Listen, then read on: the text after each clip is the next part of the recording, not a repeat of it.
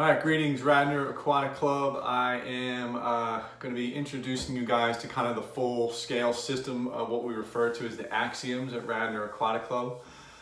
Before getting started, I want to, give credit here to the idea where I got this idea from. It's a coach named Michael Brooks, who used to coach the York YMCA, wrote a great book called Developing Swimmers a few years back that I read, and he talks about developing these verbal cues that kind of align with stroke technique, and believes in this idea of teaching skills, not drills, which is something we started to employ with the Blue Group a few years ago as a way to just kind of talk about the four strokes and have different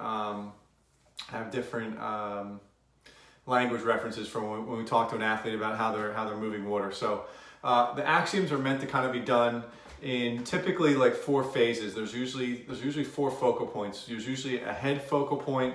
There's usually a recovery focal point. There's usually a pull focus, and then there's usually something that's kick driven. And there's a few other ones as well, but for all four strokes, we usually do one of each. And sometimes you'll the Blue Group especially, we can apply this to any group, white group, red group, whatever group it is. We do what's called like an HRPK set, which is head, recovery, pull, kick. So we kind of mix all four into a set and do it all together so that your brain is constantly responding and reacting to these different cues that you're going to focus on. So for example, in freestyle, the four main ones that we do are going to be as follows. For the head, we'll do what's called head steady, one goggle breathing. So all you're focusing on is keeping a steady head, and when you breathe, trying to like just split the water in half with one eye in and one eye out. The second focal point, which is the recovery focus, we call this on your side, elbow high.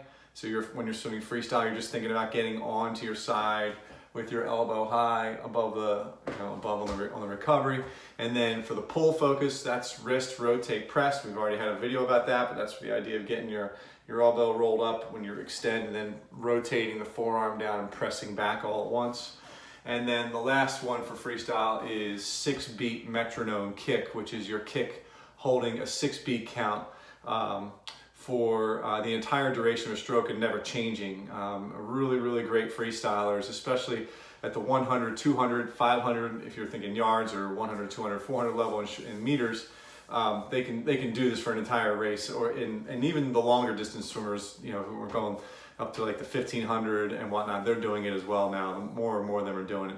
But when we do these cues in practice, the whole idea is that you employ them at, not all like we're going to do 20-25s of head steady, one goggle breathing, or 20-25s of wrist rotate press. We'll do one of head steady, one goggle breathing, then one on your side, elbow high, then one of wrist rotate press, and then one of 6-beat metronome kick, so that your brain is constantly adapting and programming these movement patterns that will help you become a better swimmer.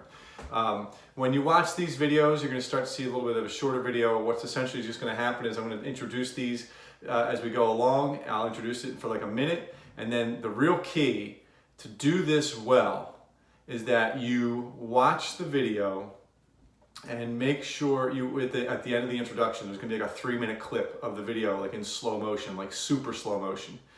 And the key is that you watch that video for like the 3 or 4 minutes, and when it's over, close your eyes for a minute and try to visualize what you just watched. All right, and what you're going to be trying to do there is trying to get your brain to creatively develop the movement pattern you want to do.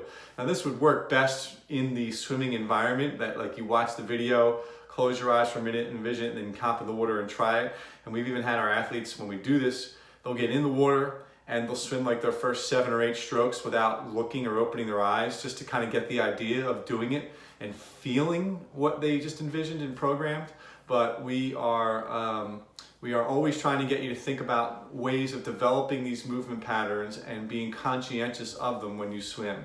So when you watch these videos, as you start to look at the series, and the first series will be all freestyle, just make sure when you get to the part at the end of the little 3-minute clip, you watch the whole 3-minute clip. It's just going to be the same thing over and over again, but watch it over and over again for 3 minutes, and then close your eyes for 1 minute and visualize what it's supposed to look like.